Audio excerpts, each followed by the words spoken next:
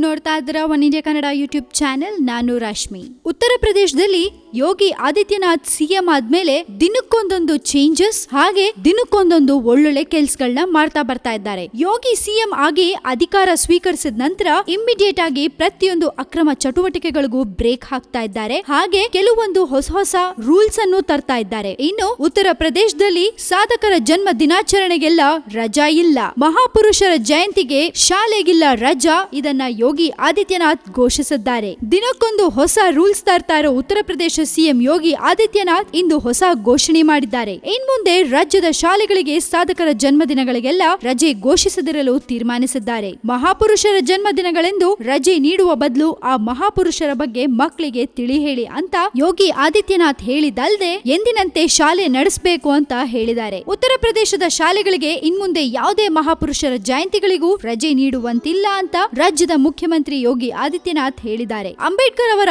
126ನೇ ಜಯಂತಿ ನಿಮಿತ್ತ ಕಾರ್ಯಕ್ರಮವೊಂದರಲ್ಲಿ ಪಾಲ್ಗೊಂಡಿದ್ದ ಅವರು ಸಂವಿಧಾನ ಶಿಲ್ಪಿ ಬಾಬಾ ಸಾಹೇಬ್ ಅಂಬೇಡ್ಕರ್ ಅವರ ಪ್ರತಿಮೆಗೆ ನಮಿಸಿ ಮಾತಾಡಿದ್ರು. ದೇಶದ ಸ್ವಾತಂತ್ರ್ಯಕ್ಕಾಗಿ ರಾಷ್ಟ್ರಾಭಿವೃದ್ಧಿಗಾಗಿ ಹೋರಾಡಿದ ಮಹನೀಯರ ಜನ್ಮದಿನದಂದು ಶಾಲೆಗೆ ರಜೆ ನೀಡುವ ಬದಲು ಆ ದಿನ ಎಂದಿನಂತೆಯೇ ಶಾಲೆ ನಡೆಸಿ ಹಾಗೆ ಮಕ್ಕಳಿಗೂ ಅದ್ರ ಬಗ್ಗೆ ತಿಳಿ ಹೇಳಿ ಅಂತ ಶಿಕ್ಷಕರಿಗೆ ಹೇಳಿದ್ದಾರೆ. ಮಹಾಪುರುಷರ ಜಯಂತಿಯಂದು ಆ ಮಹಾಪುರುಷರ ಬದುಕು ಸಾಧನೆಯ ಬಗ್ಗೆ ಮಕ್ಕಳಿಗೆ ನೀವೇ ತಿಳಿ ಹೇಳಬೇಕು. ಇದರಿಂದ ಅವರಲ್ಲೂ ದೇಶಭಕ್ತಿ ಮೊಳೆಯುತ್ತೆ ಮತ್ತು ದೇಶಕ್ಕಾಗಿ ಹೋರಾಡಿದ ಮಹನೀಯರ ಪರಿಚಯವೂ ಅವ್ರಿಗಾಗತ್ತೆ ಅಂತ ಹೇಳಿದ್ದಾರೆ. ಇನ್ನು ಯೋಗಿ ಆದಿತ್ಯನಾಥ್ ಇದೇ